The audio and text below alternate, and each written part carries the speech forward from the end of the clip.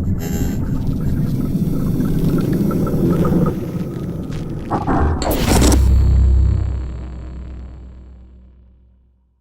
you ever watch other people in the subway? It's so strange to have to ignore someone who's right up there in your face. A can of sardines springs to mind, except passengers aren't joined by a bond of thick oil or brine. Instead, they're stewing in a miasma of sweat, cologne, and annoyance. Everybody absorbed in their own little worlds, warm little cocoons. There, whizzing through the bowels of the city at a brisk clip, you'll find people reading books, newspapers, maybe on a PlayStation Portable, maybe on a smartphone. Except me, I'll always be looking through the thick glass windows at the flickering blackness just beyond. Sometimes, late at night, I hope I'll get on the same train once more, so I could see it all again. It had been one of those weeks, actually, it had been one of those months, where the targets piled up like so much dirty laundry. The boss was on my case, miserable, balding fart, with his mortgage and his European sports car, riding us all for another bullshit project for some client across the country. The days and nights lost their meaning. In at work early to beat the crowd, heading home without ever seeing the light of the sun. Caffeine was my only friend. The last thing on the agenda for the work day was the mad sprint for the last train home because the miserable bastard wouldn't even sign off on the late night taxi claims. It showed up on the work-life balance indicators, he'd say. It had been another mindless day of numbers, presentation slides, and text. To be frank, I didn't even know if the version of the meaningless report I was working on was the 5th or the 15th, nor could I have told you the difference between the two. The office had already emptied out an hour before. My last co-workers gave me a commiserating pat on the back as they head off. I cursed as I stuffed my laptop and swept some papers into my bag. I was gonna miss the train. The stale warmth of the building gave way to the bitter cold as I hit the streets running.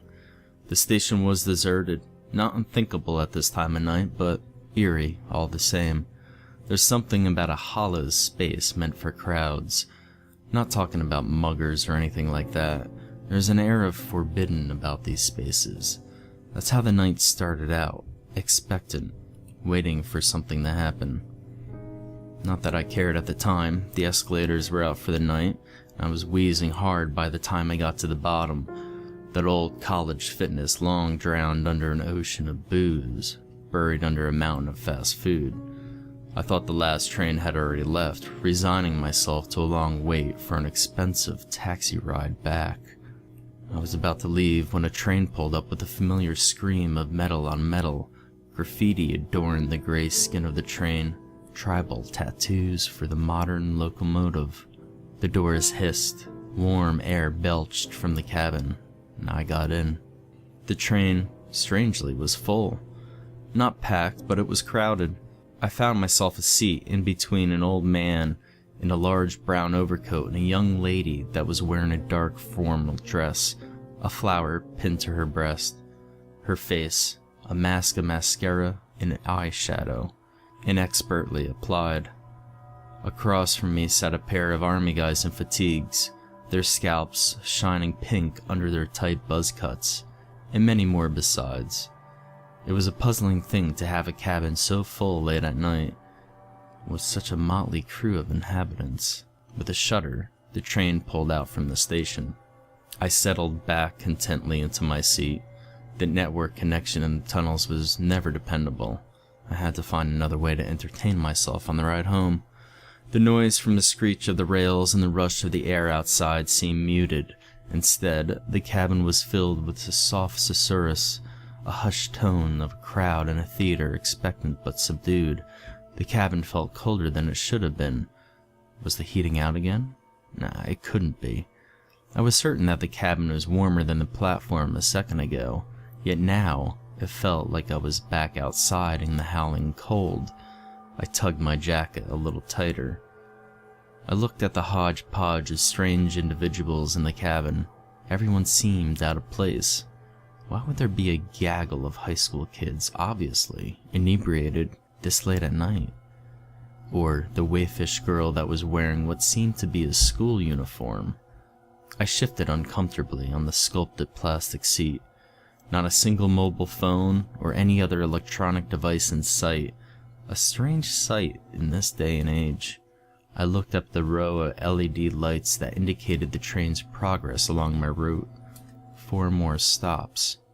I was still staring at the display when the train whizzed by the next station. It didn't stop, didn't even slow down, it just kept going right. The lights and pillars of the station streamed by in a blur. I jerked upright in my seat, my eyes widening. What kind of train had I gotten onto? The rest of the crowd was unfazed by this development. If anything, the low buzz of whispers got even louder as the train progressed. We were still hurtling through the dark tunnel, the overhead lights flickering on and off, when the little girl in the school uniform affixed me, stared at me, wide-eyed. She crept over to the group of high schoolers and tugged at the sleeve of one of the young men. He must have been a basketball player, towering over his companions. He nearly had to bend double to bring his ear down to the little girl's face. Her jaw worked up and down as she whispered something to him urgently. I heard nothing over the sound of the train. He blinked and took a step back when he looked in my direction, as though seeing me for the first time. His hands and face twisted strangely. What was it? Anger? No. He looked like he wanted something. He looked hungry. His compatriots noticed the break in the conversation and direct their gazes to the focus of his attention, to me. The same gamut of emotions cycled through their faces, shock, then a sharpening, hardening of their features. They were hungry too. The giant took a step forward, perhaps meaning some harm for some slight on his person that I must have committed. One of the high school girls held him back. The feeling spread through the cabin like a spark arcing from person to person. The 2 uniformed men looking up and tightening their jaws. The old man next to me perking up and scooting down another seat so he could look at me without straining his neck. Outside, a blur of lights told me that another station had shot by 3 more stops. I shrank back in my seat, the tendons straining at the surface of my hands as I clutched my bag protectively, as though that stupid gesture, grabbing onto my work, the focus of my life, would ground me and take me from this nightmare. It didn't. I felt the weight of their eyes on me, the insects crawling over my skin. Something was wrong, so clearly wrong.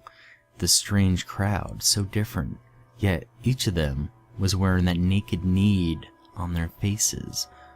Don't mind them, they're just jealous of you. The young lady by my side, her voice was soft. Don't stare back, and don't talk to them. I turned to look at my erstwhile companion. What are they jealous of? I just wanted to catch the last train home. It's the last train home for all of us, too, she smiled. She was very pale and very beautiful.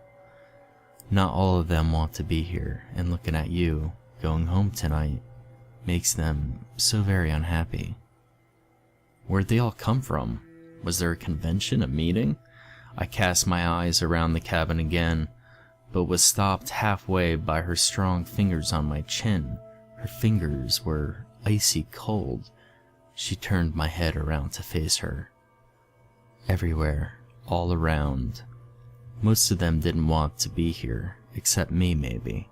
I'd had enough of where I was. I miss my parents. I hadn't seen them much in a long time.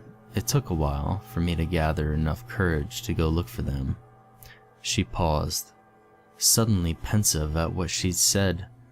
You're not meant to be here, you know. You're on the wrong train. This isn't your ride. Outside the window, another station went by. My eyes flicked back to the board with all the little lights. 2 stops till home. The whispering in the cabin had started up again, louder than before, but still muffled by the sound of the rails and rushing air outside. They were talking about me. The atmosphere grew oppressive. The attention of the crowd felt like a rock on my chest, of ice. My breathing grew labored, each inhalation a struggle. I wheezed.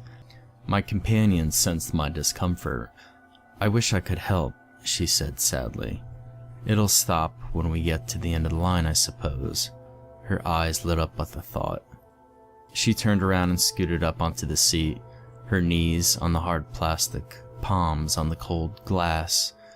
Even with her face pressed up against the glass, there wasn't a trace of fog on the window left by her breath, if she was breathing at all. "Here, why don't you take this? I won't need it where I'm going." She fumbled out her dress, detached the white flower and pressed it into my hands. The sweet smell of the lily took my attention away from the pain in my chest. "We're here." She was quivering with excitement as the train began to slow. I looked up at the board overhead. All lights on the map had gone out. Where were we? She cupped my chin in her hands. It was only then, with her arms so close to my face, that I saw the network of fine white lines that crossed her forearms. She caught the flick of my eyes towards her arms. She shrugged, sheepish. "Practice makes perfect," she said. She frowned, suddenly serious again. "This stop is for the rest of us. You can't join us. You have to stay here." She leaned forward quickly and gave me a kiss on my cheek. Her cold lips burned like an ice cube. The people in the cabin quickly turned their attention to the approaching platform. I felt the weight on my chest ease.